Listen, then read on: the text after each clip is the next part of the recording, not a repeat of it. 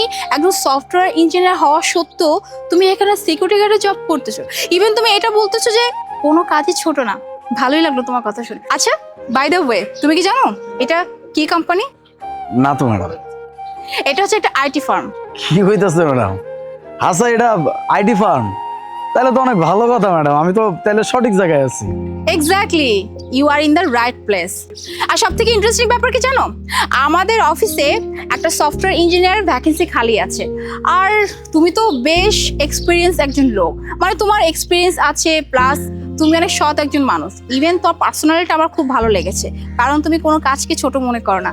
তাই আমি যদি তোমাকে অফার করি যে তুমি এখানে as a software engineer join করো, তুমি কি করবে? আর হ্যাঁ, একটা কথা, তুমি যদি এখানে সফটওয়্যার ইঞ্জিনিয়ার হিসেবে জয়েন করো, আমার কিন্তু অনেক ভালো লাগবে। কারণ তোমার মতো একজন মানুষ যদি এই অফিসে জয়েন করে বা এই পোস্টে থাকে, তাহলে আশা করি এই কোম্পানিটা আরো অনেক দূর এগিয়ে নিয়ে যাবে।